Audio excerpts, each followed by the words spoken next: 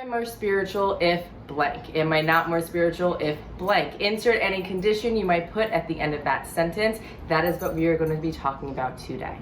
Hello beautiful friends, Alyssa from Flow From Within here. Welcome back to my channel, and if you are new, welcome. I'm so grateful and happy that you found me.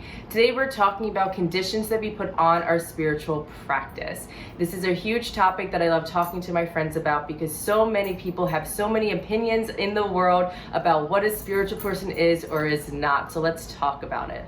Spirituality is not a one-size-fits-all, as in sure, there are some people that find spiritual alignment in not consuming meat. There are some people that find spiritual alignment in meditating every day, and there are some people that find spiritual alignment in other ways. There are some people that find God when they're going for a walk. There are some people that find their divine calling when they're hiking. There are many ways to experience divine energy and to feel your spiritual team with you that might not come into the form of meditation per se. It might come into the form of a walking meditation instead.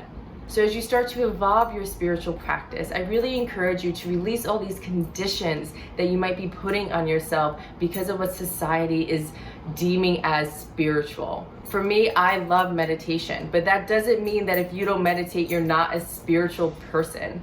That's a crazy thought, and I don't know who made this crap up on the world that oh, this certain person has to be this certain way and spiritual people do all of these rules, and there are so many conditions around that. And so I really encourage you to release these conditions, release them, release these burdens, release these false ideas, these false beliefs that are preventing you from walking in a more spiritual path because you think that you're not if you're not doing these certain things. For me, a spiritual person is just someone who's walking in their heart. It's someone who is listening to their divine guidance. It's someone who's not trying to do harm to others.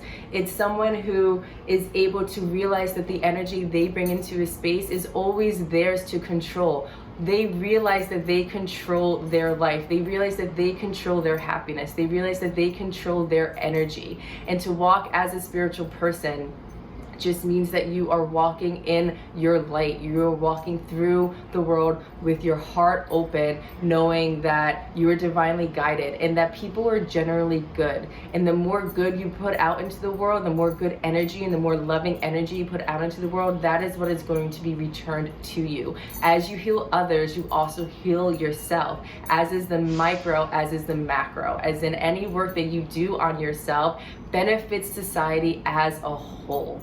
It helps others as a whole, because when you are more aligned and when you are living in the truth of your heart, then you are able to walk the path that way, which means then you are able to express love throughout your life. You're able to give love to others really easily and really unconditionally, and not put conditions on others because you are no longer putting conditions on yourself. And as you begin to really align with what your heart is telling you, as you really start to do the work on yourself, that's when things start to unfold. That's when you might get the calling to meditate. That's when you might get the calling to eat meat or to not eat meat.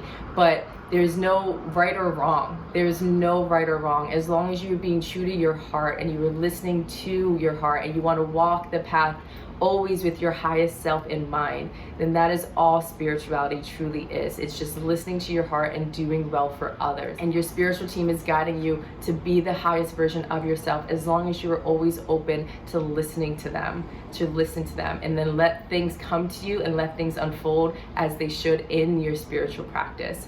But never ever try to force yourself to be something other than you are. And don't ever try to put conditions on love and put conditions on loving yourself and put conditions on loving your spiritual practice. That's not what this is. This is a journey. There's no destination. We're not doing this to get to this certain point. I'm still learning so many things in my spiritual practice. There's plenty of things I still need to heal from in terms of my wounds and in terms of my heart and in terms of things that I'm still working on for myself. We're never going to be this crazy enlightened being, but it's realizing how much we are growing throughout our journey. You are safe, you are protected, you are loved, you are guided, and everything that is happening for you is always for your highest good.